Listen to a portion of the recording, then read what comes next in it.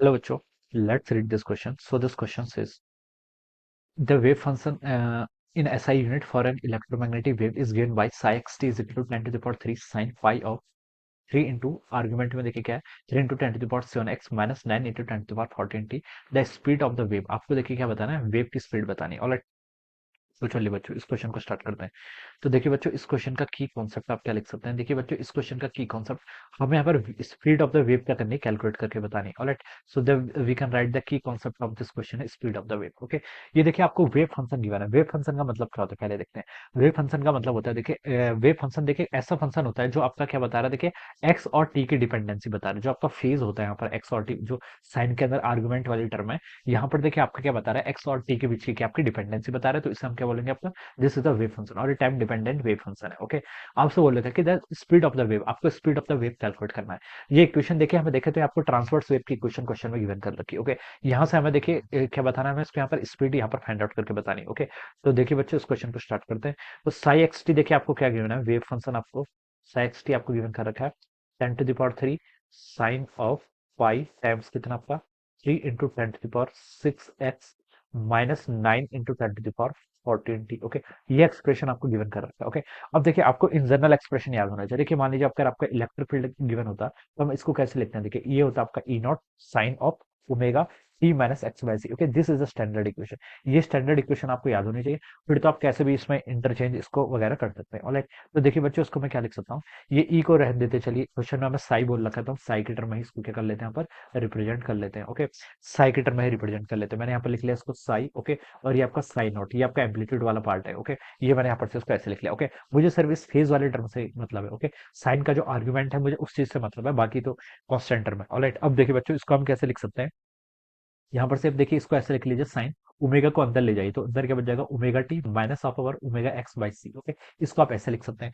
Options देखिए जो आपको क्वेश्चन में इक्वेशन दे रखी है उससे हम देखिए इसको क्या करना चाहते हैं, थोड़ा सा यहाँ पर कंपेयर करेंगे। ओके, तो देखिए आपका ओमेगा हम इसको अंदर लेके चले गए। ओके, अब ओमेगा को देखिए यहाँ पर पाई, ये साइन पाई जब अंदर आएगा तो मैं ओमेगा को देखिए ओपन कर लेता हूँ। इसको मैं देखिए क्या लिख सकता हूँ, ओमेगा को देखिए मैं क्या लिख सकता हूँ, टी के साथ इसकी डिपेंडेंसी क्या होगी, T pi by two. Okay, इसको हमें क्या लिख सकता हूँ, ओमेगा को हम यहाँ से टू पाई बाई टी को लिख सकते हैं इंटू आपका small T minus omega. Omega को देखिए क्या लिख सकते हैं आप यहाँ से, यहाँ पर से आप ओमेगा को क्या लिख सकते हैं बच्चों, ओमेगा को हम लिख सकते हैं ये आपका ओमेगा एक्स है, ओमेगा सी बाई एक्स है। ठीक है, ओमेगा बाई सी की वैल्यू बच्चों कितनी होती है, ओमेगा बाई सी की वैल्यू आपकी के होती है। ओके, और इसको हम के लिख लेते हैं, के को भी देखिए हम ओपन कर लेते हैं।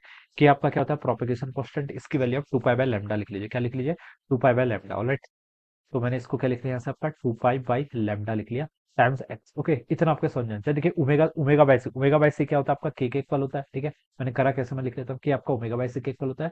और ओमेगा को देखिए, और यहाँ से हम क्या लिख सकते हैं, सॉरी के को हम यहाँ से लिख सकते हैं आपका 2 पाई बाय लैम्डा। ओके, ये आपका देखिए ऐसे ही आ जाएगा, ओमेगा क्या होता है आपका 2 पाई इंटू फ्रिक्वेंसी। ओके, और हम बता सकते हैं कि आपका जो स्पीड होती है वो किसको इक्वल होती है, फ्रिक्वेंसी इंटू लैम्डा। तो ये एक्सप्रेशन आपका इजिली यहाँ पर आ जाएगा। ओके, अब ये क्वेश्चन आपका आ गया, अब इसको आप यहाँ से कंपेयर करें तो देखिए 10 to the power 3 sine. Okay, pi को मैं अंदर लेके चला गया तो अंदर क्या बच गया, देखिए आपका 3 इंटू 10 to the power 6 आपका पाई एक्स। ओके, ट्रांसवर्स वेव की क्वेश्चन है, आप इसको कैसे भी यहाँ पर मैनिपुलेट कर सकते हो। ओके, आपको जिस फॉर्म में आंसर लाना है उस फॉर्म में कर लीजिए। पाई को अंदर लेके चले गया, ये आपका एक्सप्रेशन आ गया। ओके, यहाँ पर से देखिए अब इस आर्गुमेंट में देखिए हम कंपेयर करें, ये माइनस को आप देखिए बाहर ले आई, बाहर लेके चले जाइए, उससे आपका इस चीज पर आपकी स्पीड पर कोई फर्क नहीं पड़ेगा। Okay, 2 pi by lambda x को पहले लेके आ गया, माइनस आपका कितना हो गया, आपका 2 पाई बाय टी इंटू आपका स्मॉल टी हो जाएगा। ओके, ये टर्म आपकी कितनी आ जाएगी, हमें देखिए इतना पता चल रहा है कि वेव आपकी पॉजिटिव एक्स डायरेक्शन की तरफ मूव कर रही है।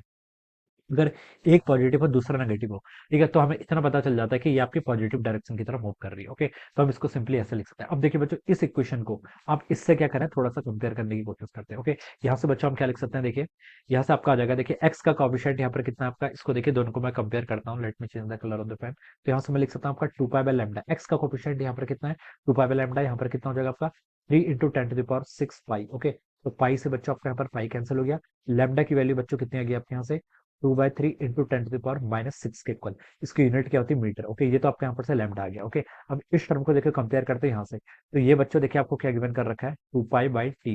2 पाई बाई टी बच्चों किसके इक्वल, आपका 9 into 10 to the power 14 times पाई के इक्वल। पाई से आपका यहाँ से पाई कैंसिल हो जाएगा, और टी की वैल्यू बच्चों देखिए कितनी आ गई, टी की वैल्यू, ठीक है, ये आपका इतना हो जाएगा। टी की वैल्यू बच्चों यहाँ से आपके आ गई, टी को हम लिख सकते हैं आपका 2/9 इंटू 10 to the power -14 लिख सकते हैं। राइट, ये आपके यहाँ से टी आ जाएगा। राइट, यहाँ से आपका ये टी आ गया। हमें देखिए क्या बताना, स्पीड बतानी है ना, तो लैम्डा आ गया। अब हमें फ्रीक्वेंसी के टर्म में इसको लिख लेते हैं। फ्रीक्वेंसी देखिए कितना हो जाएगा, फ्रीक्वेंसी आपका 1/t के इक्वल होता है, तो आप इसको इन्वर्स कर लीजिए, तो हो जाएगा आपका 9/2 इंटू आपका 10 to the power 14। ओके, अब हमें पता है देखिए स्पीड पूछा गया, स्पीड किसके इक्वल होती है, स्पीड होती है आपकी फ्रीक्वेंसी इंटू लैम्डा। ओके, हम देखिए इसको सिंपली नहीं लिख सकते, हमें अभी ये नहीं पता है कि वेव आपकी किस मीडियम में, अगर आपकी स्पीड ये वैक्यूम में मूव कर रही होती तब तो हम सिंपली स्पीड ऑफ लाइट से यहाँ पर एक्सप्रेशन लिख सकते हैं, लेकिन अभी हमें वेलोसिटी लिखना पड़ेगा फ्रीक्वेंसी इंटू लैम्डा के इक्वल।